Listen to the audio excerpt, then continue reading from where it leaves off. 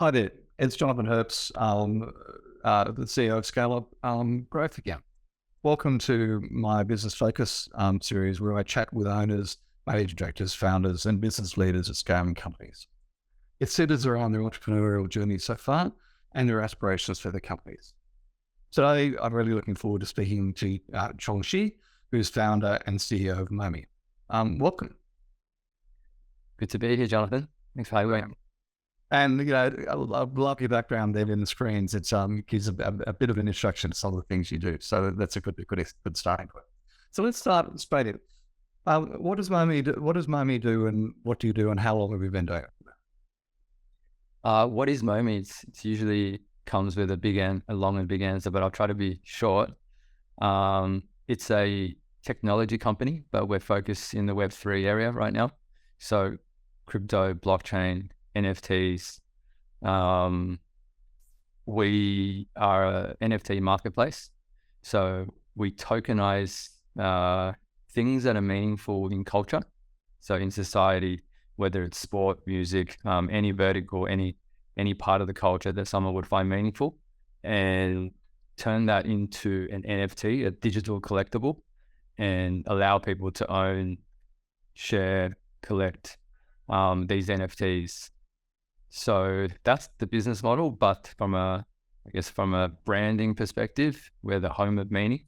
So if anyone thinks about a meaningful NFT in the future, MOME will be the first brand that pops into their head. Right. Now let's just unpack that a bit for people who are a bit older than me. So an NFT is a what is it now, NFT? Almost. Token. No, yeah, go on. Yep. Go. NFT is a non-fungible token. Right. Non-fungible means, so everyone knows what a fungible token is. A fungible token is kind of like a share, Bitcoin. Each token or each share, you can swap it with another one. It's all the same. So it's fungible. Non-fungible means each token or each of course, security or each share, you can't swap it with another one. Everyone is, is unique. So that's the difference between fungible and non-fungible. And the token is kind of this era of blockchain and tokens and coins. And so all these new coins, these tokens are non-fungible. And most things in culture, in our lives, in society, are actually non-fungible. And that's why there's been an explosion in this application of NFTs, because now these non-fungible tokens can be used to represent the ownership of basically anything in our lives. Right. So let's now just round out blockchain a bit. So blockchain, as I understand it, is a technology where at its most basic level, secure transactions can happen. So as an example, as I understand it, many of the stock exchanges around the world are going to blockchain. And I'm actually a non-executive director of a superannuation fund that we are looking at putting the investments onto blockchain, because it's a much more secure, as I understand it, way of moving assets. Is that a fair comment? Yeah, exactly that. It is a new technology, and I feel like we are still in the experimental research and development stage of the technology, just like the internet went through that stage in the 90s, right? And so having said that, the reason why this is a impactful technology is because we already know, and it has already done things that we couldn't used to do, such as removing the trust aspect of a financial transaction between two people. Before, you had to trust a bank or intermediary or government to kind of organize a transaction, whether it's insurance or lending money, any sort of transaction. But now, instead of trusting a bank or a company, you can trust code. Code meaning software, lines of code, and open source, where everyone can see the relationship the conditions. If X happens, then Y happens, and code that cannot be changed, code that is decentralized. The perfect example, the first example is Bitcoin. So it's like you said, it's the security, it's the trust aspect. So like I now, or anyone in the world now, can own Bitcoin and hold it in their own hand, or not really hand, but actually own it, and not have to rely on a bank or a government or someone else to hold that money for them. Like our money in the bank right now is not ours, because the bank owns that money and they owe that to us. But if they go under for whatever reason, or there's a bail-in or something, then they can take that money. So it's not actually our money. But with Bitcoin, for the first time ever, if you hold Bitcoin on a hardware wallet that only you know the code to, and only you have the hardware device that can access it, no one else can take that from you. Well, you remember the code. Yeah, that is a problem. Yeah. So it's a really I just want to push it a little bit further if I can, Chong. So organizations that are experimenting, researching blockchain include lands titles offices. Where at the moment we own a piece of paper or a ledger, land title saying we own the property that where my office is here, as an example. One of the things that has been researched is to move land titles onto a blockchain technology. I mentioned stock exchanges. I mentioned, as a very secure way, much more secure way of actually owning the asset. So let's go from there. So how long have you, how long has the business been going for? So my journey, I started as a day trader about 12 years ago. And day trading took me to Bitcoin in 2017. And I basically shifted all my trading to Bitcoin, and then had to understand the technology, and then sort of went down the rabbit hole. Now, basically everything I do is in Web3, crypto, blockchain. So my trading is still in crypto. I'm starting a crypto hedge fund, just starting to do my trading through that structure, so I can build a track record and start raising money and managing other people's money, and also help other people to make money using this asset class as well. And the startup MOME that we spoke about before is a very meaningful project for me, because this is a brand and a platform that I can now use to create something real in the world, rather than just sitting at home and trading chart patterns and sort of playing a video game almost. Now I've got a team and ecosystem where we're creating real value using Web3 and blockchain and crypto. So that's been my journey, and the last 18 months has been more about starting this hedge fund up, and also the MOME Web3 startup. How would you describe your core customer, your best customer? My core customer, I mean, for the fund that is kind of happening in the background, obviously it's high net wealth individuals, people that have been quite successful in their own vertical, whether it's in property or in hospitality or in healthcare. They've accumulated hundreds of thousands of millions of dollars, and they're looking to invest it and create sort of freedom of time. And I think these days everyone have heard about Bitcoin and crypto, and having at least a small allocation in crypto seems to be more and more a good idea for people. And so we want to play that role to basically manage that portion of their investments or savings where they want to allocate it to digital assets. So we just want to be that trusted brand to do it for them, sort of like a turnkey solution where they don't have to understand Bitcoin or Ethereum or a MetaMask wallet or blockchain. They just have to sort of make the decision that this asset class will stay around and will experience certain level of growth and return in the next 10 years, and allocate. And so we want to be that business doing that. The Web3 side, MOME?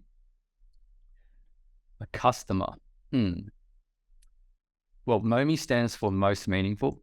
The purpose of the brand and also the business is actually to help people to live a more meaningful life, because we realize that that's what literally everyone is trying to do. You know, whether you're making money or spending time going on holiday or with your family or buying things, it's all to try to live a more meaningful life. So why not make that our purpose? And it's also my purpose, right? It's also the journey that I've been on my whole life. So it's very authentic, and it's just what I'm doing for myself. Well, let's do it for more people in the world. And meaningful life, you know, we've sort of broken it down to 3 pillars. One is freedom, financial freedom, connection. So having healthy connection with your family, friends, tribe, and yourself. And then also physical and mental health. So those 3 pillars is the kind of, I would say, direction that we need to go towards to help people to live a more meaningful life. And that's the purpose of MOME.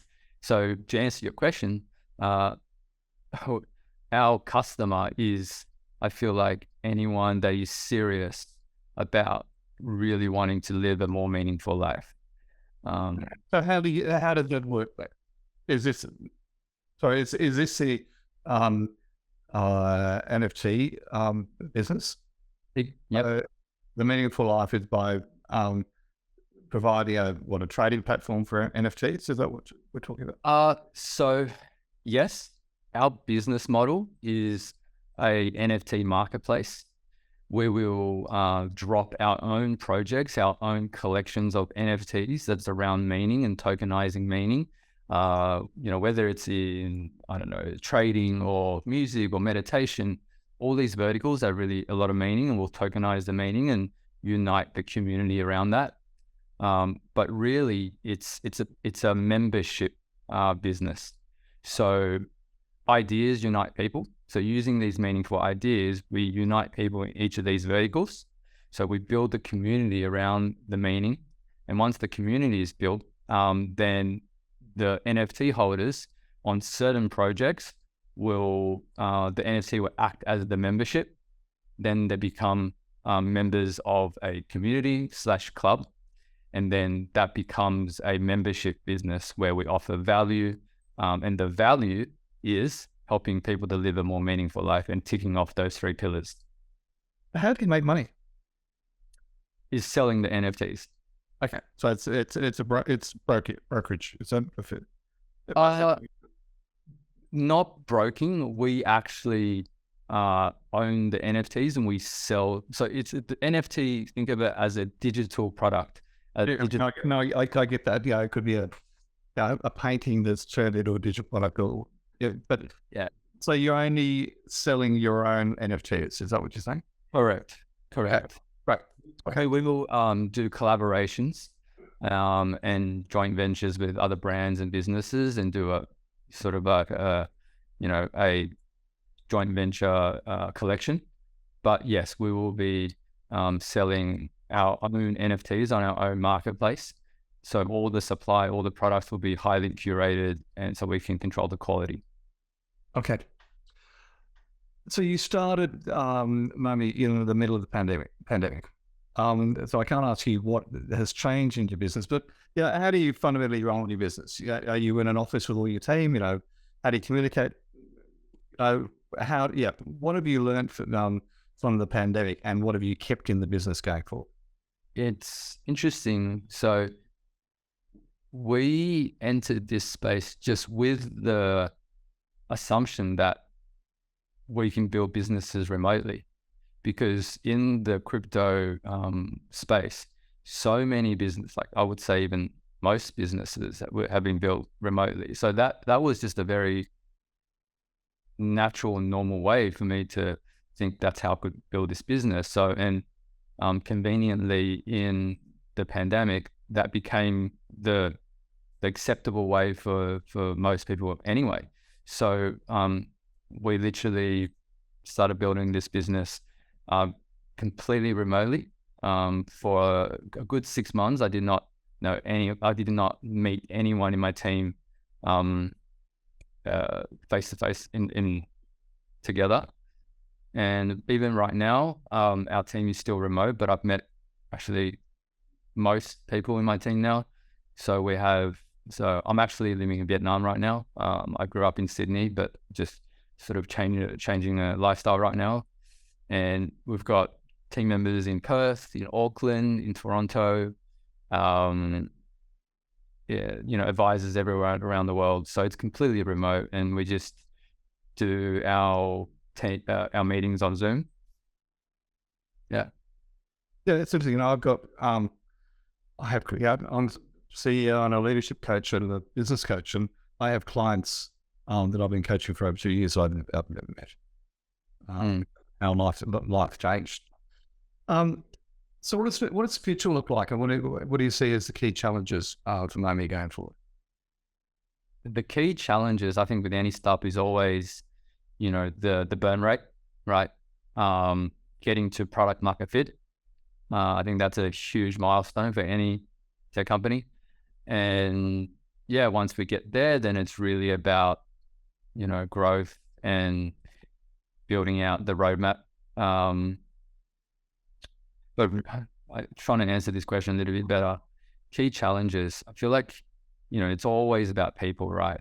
When you're building businesses. So really the challenge is understanding who are the best people to bring into the business to help it to succeed, and then finding those people, attracting those people while trying to manage the burn rate. And currently all my businesses are self-funded with my own trading profits. So I plan to continue to trade, and so we can sustain both businesses indefinitely, without having to raise any outside capital. I think that answers your question. It does. It's interesting. I read a blog about this just the other day, and the things that I think are the keys for a CEO, what a CEO should do: strategy, people and culture, getting the right people on board, and getting them working the right way, having enough cash to survive, which is your burn rate, stakeholder management, whether it's shareholders, investors, your team, the broader version of stakeholder management, and finally technology, understanding what is happening in technology. You just look at ChatGPT and the OpenAI that's has already fundamentally changed our world. So if you're over on top of those 6 things, you're doing well as a CEO, and everything else staying native. My theory. So listen, what's your biggest learning since you become a business owner? Wow. I've learned a lot about working with people and managing people, because before this journey, the only person I had to manage was myself, my own mind. And that was easy. Well, I'm not going to say easy, but that was simpler, even though it's not that simple, but it's still simpler than managing a whole team. But now I've had to learn to manage people and think about other people. And what else? The biggest learning. There's just so many. I just don't know which one's the biggest. I would have to say the biggest learning would have to be internal rather than external. Learning about myself, learning about what I'm good at and bad at, and what type of people I like to work with, and what type of people I don't like to work with. And that's, I guess you can bracket it as self-awareness, and that's everything, I think. So that's really, I think, the biggest learning is on this journey for me. Essentially, it's my one of the ways I describe it. Certainly, people and culture is absolutely critical, but the third piece is, in my mind, is I call it, and this comes from borrowed from someone else, Dan Sullivan, who's my coach out of the US. The concept of a unique ability, and I know what my unique abilities are, but I also know what they aren't. So, within my business, my unique abilities are definitely number one, doing what we're doing now, interviewing CEOs. Number two, coaching CEOs and their teams. Number three, building simple tools and frameworks to help CEOs accelerate their growth. But the concept of how did you get on, end up being interviewed here? That was done via my team. When the finished product goes out there, it will be done by my team. When the posting to social media, it's all of that stuff. I designed the process, but I don't look at it anymore. All of my bookkeeping, all of that stuff that has to happen. I've outsourced everything so I can focus on the critical things that I'm good at. And I think that's as with your internal focus thing. And building processes and systems and checklists and SOPs so that you can delegate this stuff successfully is one of the hardest things, I'm sure you're going through, and all entrepreneurs do. Tell me, who do you think, when you think of the word successful, who comes to mind first? And can you tell me why? I actually don't know. Like, names come to mind, but no one really it's not like a perfect slot and then it just fit in, but I can name a few names. So Novak Djokovic, I feel like he fits that, obviously because of what he's done in tennis, but for who he is as a person, his principles and his, I guess, holistic perspective to his tennis. He brings in a spiritual aspect. He's a meditator, does yoga, and he's got a very deep understanding of how the mind works. And I'm going to assume that with all of these perspectives, he's a very good husband and father. So he comes to mind. Another person, I don't know him very well, but Shetty, I feel like the impact he's created is, it's up there because what he's doing is making wisdom mainstream.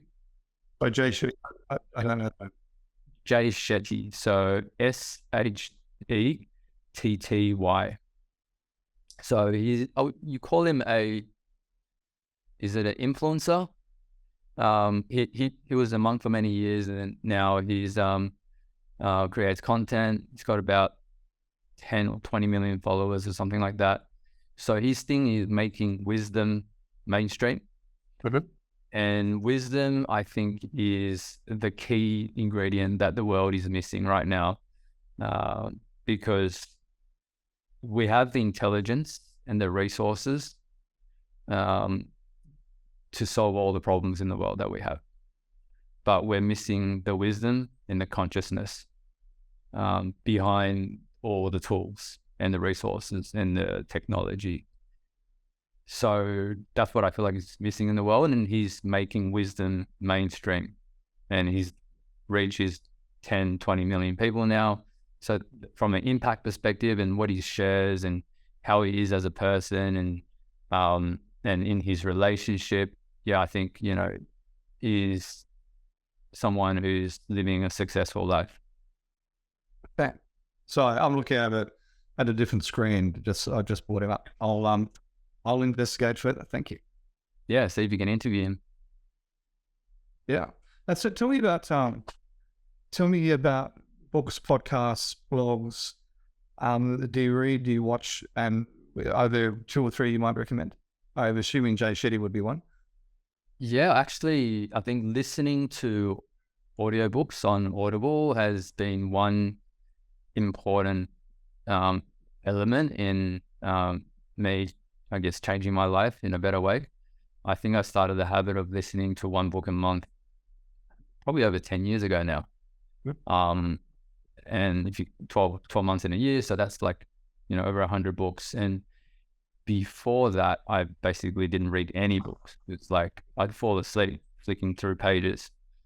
So definitely, I love reading. And right now I'm reading one by Michael Singer called The Surrender Project. He had a really good one before that called The Untethered Soul. I think if anyone's interested in going deep and learning about the reality of life, what life is really about, our experience, and potentially down the spiritual path and understanding the mind, the soul, then that's a really good book to go deep. Right. I've written that one down and added to my list. It's interesting though how technology, once again, changing up, Audible, podcasts, etc. Conversation flag outs. Mm-hmm. So any last bits of advice or parting words for an entrepreneur or aspiring entrepreneur out there?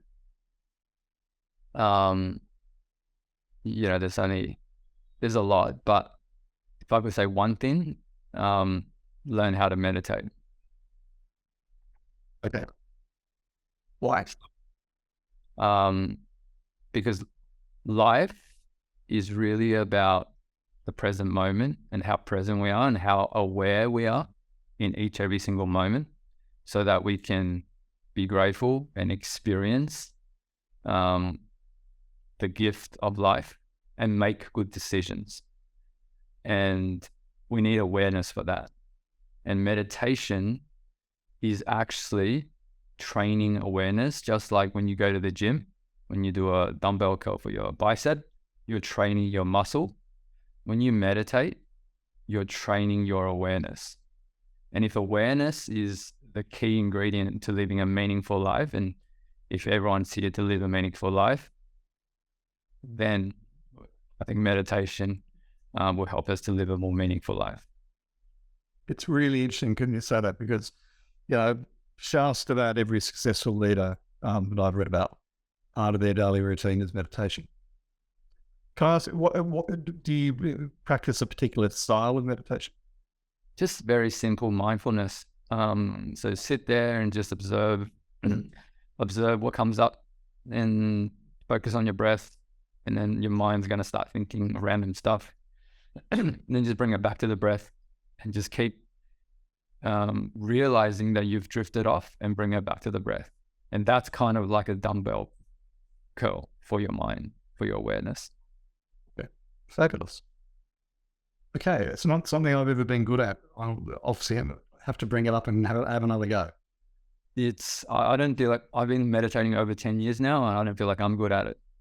Yes, it's not something that I feel like it's about being good at. It's just about doing. Just like, I think going to the gym, you can get better at going to the gym. So there is a growth trajectory of getting from beginner to being better at something, but that's not really the point of meditation. Yeah, the point is just to do it. The point is just be healthier. The point is just have I go to the gym every day because that's my lifestyle. That's the point. So yeah, I think a lot of people will get caught up on that idea that I'm not good at it, or it's too hard, or my mind is constantly going and I can't do this. It seems to be a big blockage for most people, but that's not the point. The point is to realize that, it is difficult. And that's why we need to do it, because the mind is not being controlled. Well, we are being controlled by our mind, not the other way around, which is the problem. Right. Okay. Interesting. I've enjoyed our conversation totally, but that's a really interesting insight you've given me just there. And I can absolutely tell you that of the 60 or so of these we've done now, meditation is not the last piece of advice from anybody else. So thank you for that. It's given us a whole new insight. It's 100% my pleasure. Thank you for having me and reaching out to me to do this interview. Yeah, appreciate it. Yeah, no, thank you, Chong. Chong, as I said, I really enjoyed it, and thanks for your knowledge. All good. Yes.